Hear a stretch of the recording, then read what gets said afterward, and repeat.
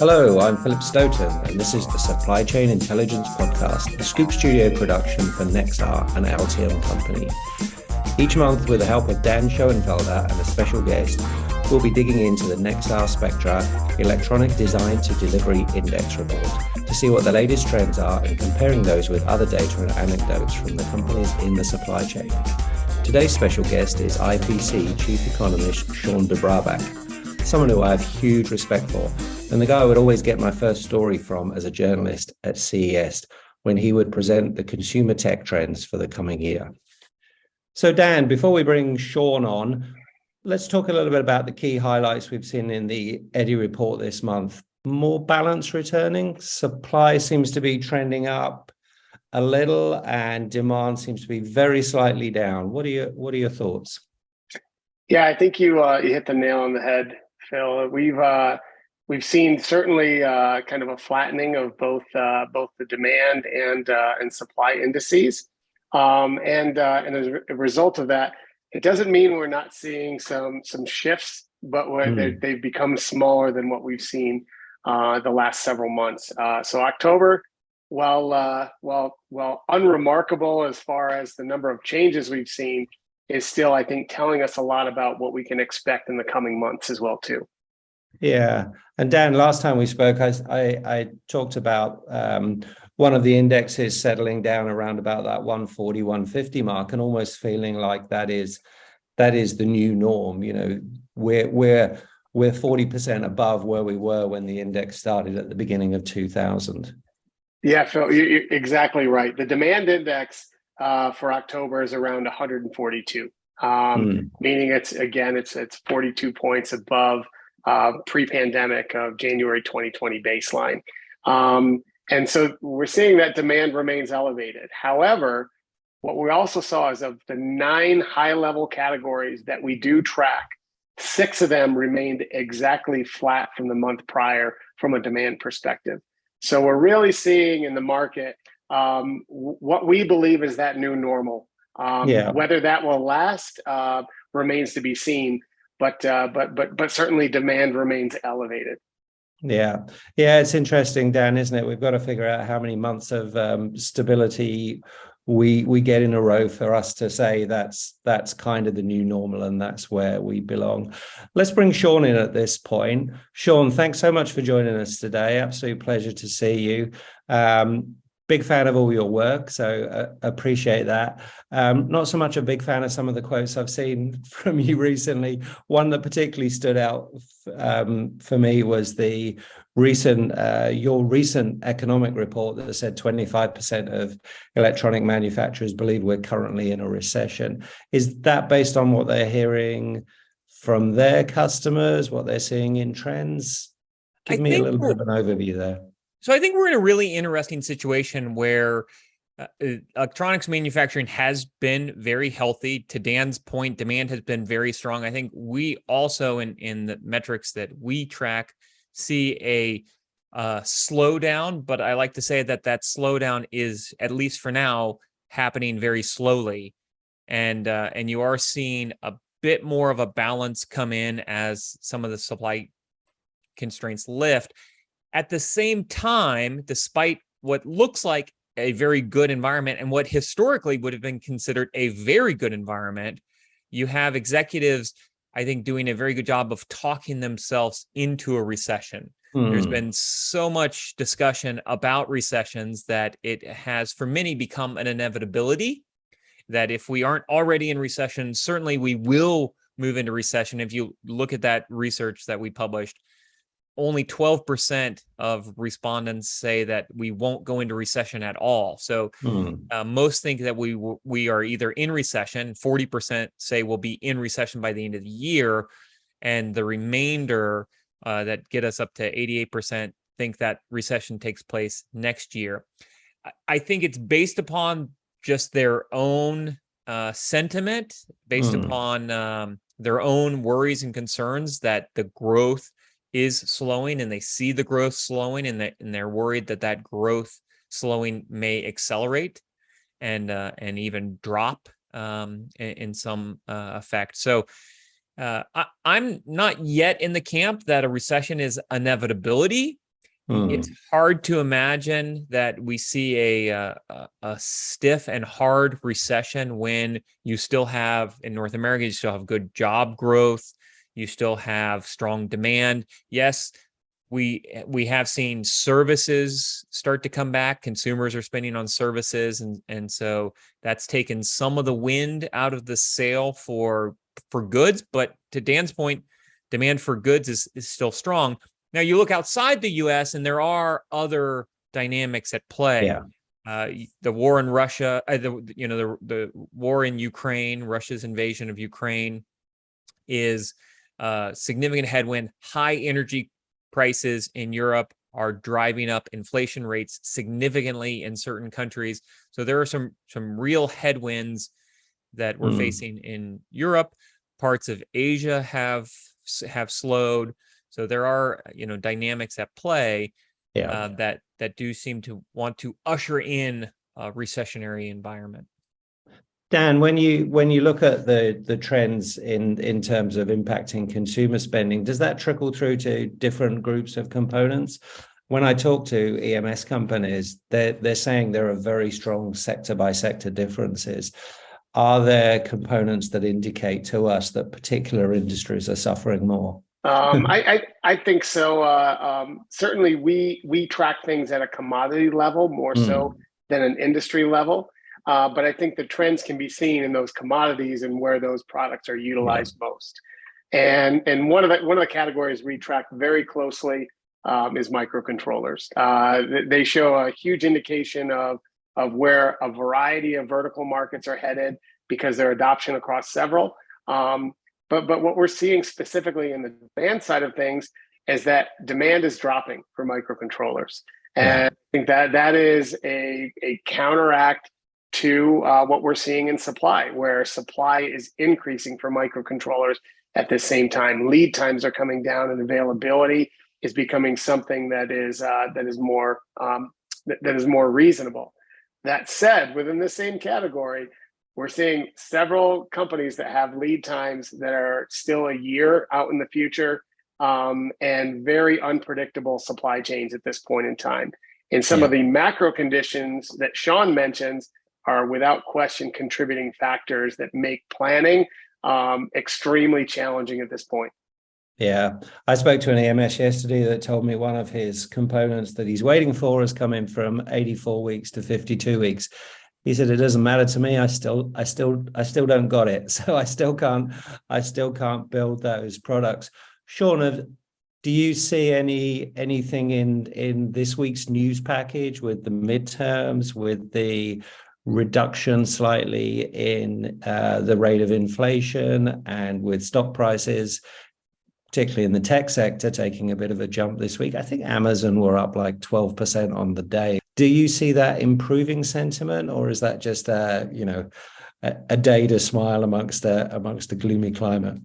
Well, definitely rise in equity prices, especially significant rises like we saw this week, are a day that bring people back to optimism. It definitely helps the sentiment. Now, it has to stay that way. We need multiple days like that to really bring back the sentiment. I think to some of the points that Dan was making, I think what we do see in electronics manufacturing is a robust and dynamic industry that is able to kind of move into other areas where demand remains strong. So while maybe the consumer segment is slowing, you still have this broad transition to EV infrastructure, not just the EV cars, but also all of the infrastructure around that. That there's a lot of tailwinds in that category, so you see growth there. Obviously, there's growth in the defense industry as we look to restock and also to support our allies. So there's I think, good tailwind in that industry.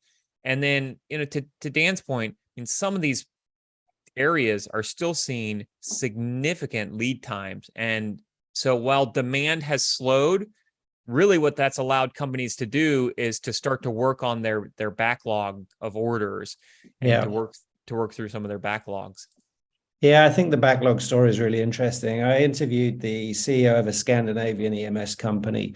Scandinavia as a region just seems to always do a little bit better than the rest of Europe. It seems that they just seem to be good at making profits out of EMS, which is not a simple task. But this guy was actually saying to me, well, we've looked at the dynamics and we're expecting a softening next year. But what we're expecting that softening will mean for us is that we can bring in the components that we're short of because they'll become available, and we can finish and catch up with our backlog, which will be better for our relationship with our customers. And then if we do have a softening that lasts 12 months and it picks up next year, we're in great shape, and we really like that dynamic. So that's kind of an interesting story, Dan, that kind of balances us against what's going on. Do you think that's typical, or do you think that's maybe an exception? Well, I think there's going to be a limited capacity to respond to current demand.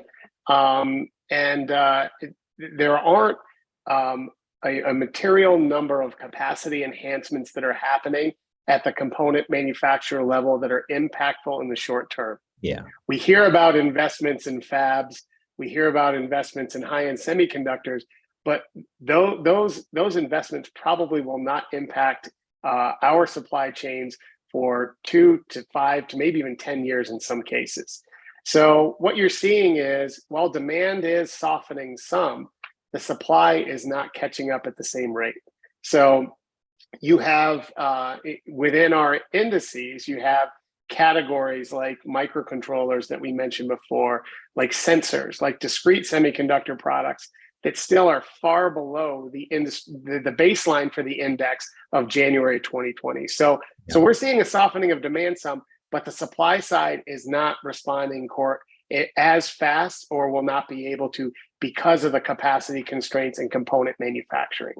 Yeah. And capacity takes a long time to bring on in these particular sectors. And much as there's investment from both the companies and government incentives, that just takes time to filter through. And that's slowing the process. When I look at the dynamics in different regions, it's very difficult to predict.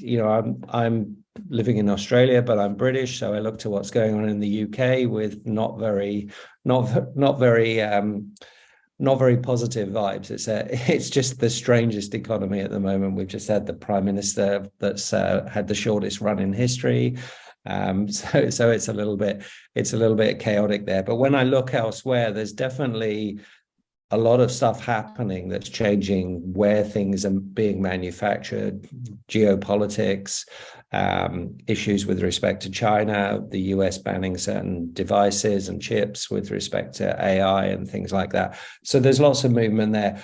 The countries that I'm told are gaining the most, or the 3 countries I'm told that are gaining the most out of this are Mexico, Vietnam, and India. And India is a really interesting one. We've seen Apple shifting some of their manufacturing there. Shawn, do you see those trends as being temporary, or do you see these as some big long-term shifts in terms of the geography of our supply chains? I think the geography of the supply chain is going through a structural change. Now, it's important to recognize that the supply chain is always evolving. We're always making adjustments. But what's happened over the last 20 years is that we made our supply chains long in order to reduce costs. And so we squeezed costs out of the model. But as a result of making these long, we also made them brittle. And so we're rethinking, how do we move from a brittle supply chain to a more agile, adaptive supply chain? And might that also mean a shorter supply chain? And so I do think regional hubs certainly could benefit. And I think there could be a lot of winners in this. I think, North America could win. Maybe that it shows up in Mexico, but I think some of that could show up in the US and Canada as well. South America could win. Parts of Europe can definitely win. You look at, parts of Eastern Europe, despite their proximity to Ukraine, still have very low unemployment levels. Places like Poland have absorbed a tremendous number of refugees and still have quite low unemployment numbers. And so there are parts of Europe that I think are attractive, and I think there's lots of places in Asia that could benefit. You mentioned Vietnam, Malaysia, the Philippines, other places like that could also benefit. India certainly could benefit from this as well. So I think there's lots of places that will benefit. To Dan's point, some of these shifts take place over years and decades. So it isn't enough to say, hey, this will happen tomorrow. We are seeing the shifts already starting to take place, but it takes significant time for the networks to be developed, for the nexuses of these, supply chains to be built out. And so I think we're in the process of that. I think the conversation we have in 5 years will be significantly different, looking at how production has shifted.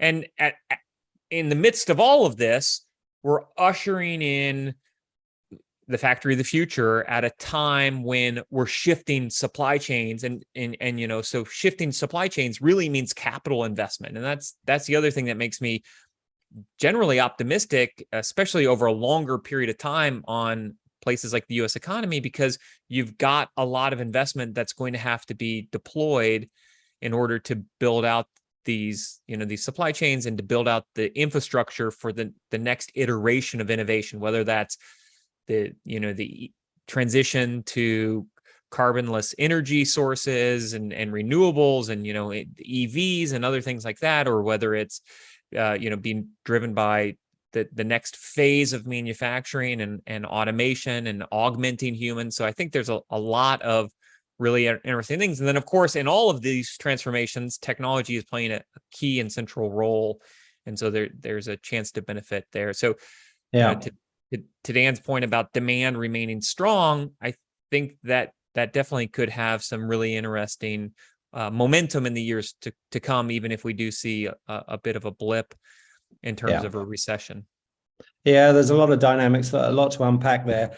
I absolutely agree with the short supply chains. One of the things you mentioned is carbon emissions and the environment, and the idea of short supply chains is certainly potentially has a big positive sustainability impact, which I think is really exciting. But the whole industry 4.0 trend, I think, is interesting. We started talking about that 10 years ago at Hanover Fair or wherever it was, and we haven't really seen that much dividend. But I think over the last year or so, a lot of available technology has caught up, and we're seeing that, and that may flatten the differential with respect to low-cost labor regions and stop us chasing low-cost labor around the world, which perhaps allows us to have a more positive impact in the US, but also in Western Europe. And we're definitely seeing a renaissance there. And somehow that seems to have matched up with a consumer sentiment that they want to see more responsible, shorter supply chains, and they want to see goods perhaps produced more locally. What are you seeing in the international dynamic, Dan? You've got a kind of a feel for what's going on there, and you can see where the supply chains are being built up. Yeah, so I mean, there are some dominant geographies that are drivers of activity, drivers of the data that we see represented in our data. And certainly, I think that the most stable has been the U.S. and North America. We've seen much more volatility out of Europe than we saw in the years leading up to the pandemic, and I think that's going to continue. Partially because some of the geopolitical considerations that Shawn mentioned earlier, but also I think that there's going to be commensurate responses to the investments and the political environment that I think the U.S. is contributing to. I think we're going to see commensurate legislation take foot in parts of Europe and in parts of Asia that are a response to the actions being taken in the U.S. So it'll be very interesting to see how that contributes to a combination of a shift, but also into what I hope is not isolationist practices amongst different geographies. Mm. Mm. And it's really interesting, just to wrap up, when we spoke last week to Akhil Altikar, he talked about the current situation being the best example or the most accurate example of the bullwhip effect he'd ever seen. And maybe some of the trends that we've seen in the data just shows that we are kind of coming towards the latter part of the ripple of that bullwhip effect that we've seen from the pandemic. Last word to you, Shawn. What do you see as the key trends, and what should we be looking out for in the next 2 to 3 months as we get towards 2023 and try and figure out what we can predict in our supply chain for next year? If you look at the research that we just published, while there is a significant portion of respondents that in the electronics manufacturing space that see a recession as inevitable, there's still a lot of uncertainty about how long that recession is going to last. So about a third say, hey, this is going to be under 6 months. About a third say, we think it's about a year. And then you get about a third that say, no, we think this is going to be a prolonged decline and last for over a year. So there's still a lot of uncertainty around how long a downturn, might last. The things I'm looking for, the things that worry me, is that if we do go into a downturn, do we see a lot of cancellations from orders that had these long lead times? When you have, 60-week lead times, then you go ahead and you place the order if you can cancel it. And, and then by the time it gets ready to ship, then do you feel a need to cancel it because you no longer have that book of business? Does that cause inventories to build? Does that cause prices to be slashed? Do we have things that we'll have to work through? What I'm hearing a lot from the industry is that a lot of these long lead times are tied to specific projects and to specific plans. So I'm not too worried about that, but I think that is a risk. And I think we need to look for those signs and signals that say, hey, this slowdown is not gradual anymore. It's sudden and it's aggressive. I think we can all manage a slowdown, especially if it's, not a prolonged slowdown. So I think what we need to guard against is something that happens abruptly and aggressively.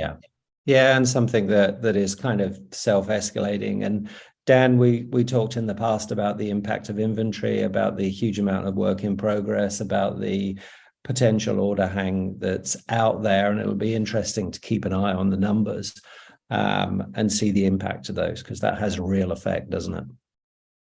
Yeah, absolutely. I think that the data we've amassed and are making public with the EDDI, I think, are great figures to keep a finger on the pulse of a couple of key indicators of where the market is headed. Just one last piece of insight that we're seeing is that holidays are becoming a thing again. I think the last couple of years, between the pandemic and isolation, and between just kind of the crazy nature of work due to supply chain issues, we saw that holidays did not have the impact that they'd had in prior years. Yeah. That trend is not continuing in 2022. This, particularly in the second half of the year, people are going on vacation. They're taking time with their families or to do the things they enjoy away from work, and so I think we're going to see a little bit more of an impact from the holiday season this year to productivity, to demand, than we've probably seen in years past. And I'm happy to share those results once we hit the days after those holidays. Okay, well, guys, thanks so much. What a wonderful note to end on. Holidays are back. There you go. You heard it here first. Guys, thanks for your time. Pleasure to talk to you, and look forward to chatting again soon. Thanks a lot. Subscribe now to get these valuable insights delivered to your inbox monthly.